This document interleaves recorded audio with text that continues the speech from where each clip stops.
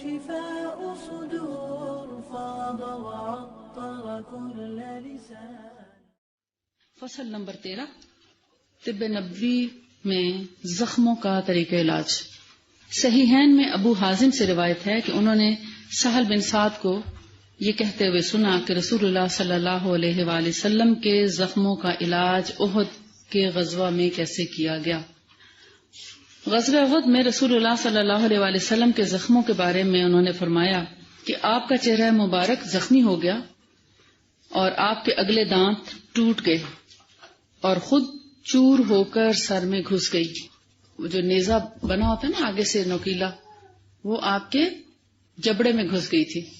حضرت فاطمہ آپ کی جو صاحبزادی ہیں خون دھوتی تھی اور علی ابن ابو طالب آپ کے زخموں پر پانی ڈھال سے بہاتے تھے. ڈھال بھی وہ جو مشک کا منہ بنا ہوتا ہے اس پر آہستہ آہستہ ہاتھ رکھ کے پانی بہایا. یعنی زخم پر کبھی تیزی سے پانی نہیں بہانا چاہیے. ہمارے یہاں کیا کرتے ہیں، ڈبے میں پانی لے کے تیزی سے ڈال دیتے ہیں، وہ زخم اور پھٹ جاتا ہے. آہستہ آہستہ پانی بہانا چاہیے تاکہ زخم مزید نہ کھلے. جب حضرت فاطمہ نے دیکھا کہ خون بند ہونے کی بجائے بڑھتا جا رہا ہے تو آپ نے چٹائی کا ایک ٹکڑا لے کر جلا دیا. جب وہ راکھ ہو گیا تو آپ نے زخموں پر اسے چپکا دیا جس سے خون بہنا بند ہو گیا. چٹائی کون سی تھی؟ کہتے ہیں گون کی بنی ہوئی چٹائی ہوتی ہے. یہ ایک ایسا تنکا ہوتا ہے جس کے اندر ہول ہوتا ہے. سمندر کے کناروں پر اگنے والی ایک گھاس ہے جس کے بہت بڑے بڑے ٹہنیاں ہوتی ہیں، لمبی لمبی جھاڑو کی طرح، جیسے ہمارے درب کا جھاڑو نہیں ہوتا اس طرح، یا بانس کے جھاڑو سے بھی بڑے بڑے اس کے تنکے ہوتے ہیں.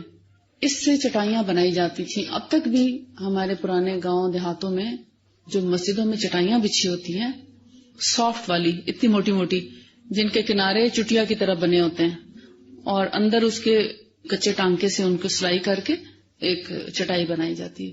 لمبی لمبی چٹائیاں بنی ہوتی ہیں اور ہمیشہ چوڑائی کے رخ پر بنائی ان کی ہوتی ہے. اس کو گون کہتے ہیں. اس کی جو اندر کی سکن ہے، اندر کا جو حصہ ہے، وہ بڑے خشک اور رواں دار سا ہوتا ہے. جیسے کانا ہوتا ہے نا، کانا تو اندر سے فل کیا ہوتا ہے نا، پورا بھرا ہوتا ہے. اس کا اندر ہول ہوتا ہے، ہوا گزرتی رہتی ہے اس کے اندر سے، جیسے دب کے جھاڑو میں نہیں ہوتا.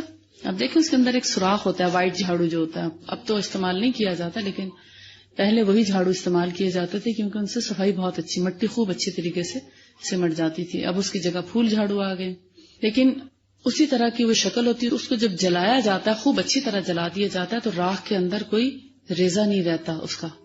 یعنی اس کو جو اتنی سافٹ راکھ ہوتی ہے کہ جب زخم پہ لگائی جاتی ہے تو ایسا چپکتی ہے زخم کے اوپر کہ خون بند کر دیتی ہے، لیکن آسانی سے اتر بھی جاتی ہے. اس کا فائدہ یہ ہے، مثلاً اگر آپ کوئی اور ایسی چیز لگا دیں، مثلاً سکا ٹریل لگاتے ہیں یا کوئی اور ایسی دوائی لگاتے ہیں اس کو زخم کو خشک کرنے کے لیے، تو اس کو بعد میں دھونا تھوڑا مشکل ہو جاتا ہے. یہ ایک ایسی چیز ہے جو اس کی تاثیر ٹھنڈی ہے، خون کو جذب کر لیتی ہے، نالیوں کو بہت بہترین طریقے سے بند کر دیتی ہے، خون کا فلو کم ہو جاتا ہے اور اس کا کسی قسم کا کوئی سائیڈ ایفیکٹ نہیں ہے. اس کے لگانے سے زخموں پر کسی قسم کی خراش بھی نہیں ہوتی، انفیکشن نہیں بڑھتا، کیونکہ اس کی تاثیر بھی ٹھنڈی ہے.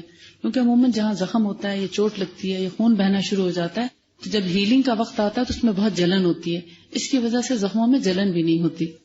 تو یہ ایک طریقہ اپنایا گا. جیسے سر میں چوٹ لگتی ہے تو ایک دم ہڈی بعض اوقات کریک ہو جاتی ہے یا پھٹ جاتی ہے یا زخم ایسا لگتا ہے کہ اچھا خاصا وہ کھل جاتا ہے. تو کھلے ہوئے زخموں میں اس گون کی راکھ بھرنا بہت ہی عمدہ علاج ہے، فرسٹ ایڈ ہے. اس کو آپ پہلے سے بھی جلا کے رکھ سکتے ہیں اور یہی راکھ آپ 2-3 اور چیزوں سے بھی لے سکتے ہیں، کیونکہ اب گون کے تنکے اگر نہیں ملتے تو کھجور تو ہر جگہ اویلیبل ہے، کھجور کے درخت اویلیبل ہیں. کھجور کے درخت کی ایک ٹہنی، سوکھی ٹہنی آپ لے لیں اور اس کے پتوں کو جلا کر بھی آپ اسی طرح کی راکھ استعمال میں لا سکتے ہیں. اس کے علاوہ پٹسن آپ سمجھتے ہیں، جن بوریوں میں گندم آتی جاتی ہے، بڑی بوریاں ہوتی ہیں نا پٹسن کی، سیبا، شاید آپ سیبے سے واقف ہوں، اس پٹسن کو یا سیبے کو جلا کر بھی، اس بوری کو جلا کر بھی بالکل سیم اسی کوالٹی کی راکھ آپ حاصل کر سکتے ہیں اور وہ بھی زخموں کے لیے بہت فائدہ مند ہے.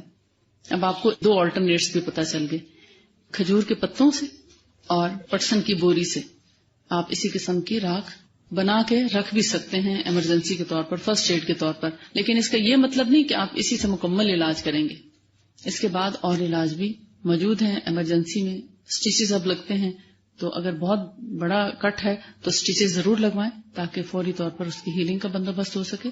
لیکن سٹیچز سے پہلے آپ اس کو خون روکنے کے لیے پہلے پانی سے دھوئیں گے زخم کو، اور جب پانی سے اس لوہے کا، اس گندگی کا اثر دھل جائے، جیسے اگر روڈ پہ کوئی گر گیا ہے تو فوراً راکھ تو نہیں ڈال دیں گے، اس کو پہلے دھوئیں گے تاکہ جو بھی آلائش اوپر لگی ہے، گندگی لگی ہے، اس کی وجہ سے انفیکشن نہ ہو. تو صاف ستھرے پانی سے پہلے اس کو دھویا جائے گا اور پھر راکھ اس میں لگائی جائے گی. لیکن چھوٹے موٹے زخموں میں نبی صلی اللہ علیہ وآلہ وسلم کا طریقہ تھا، مہندی لگایا کرتے تھے اس میں، مہندی کا پاؤڈر، یعنی مہندی کو پیس کے.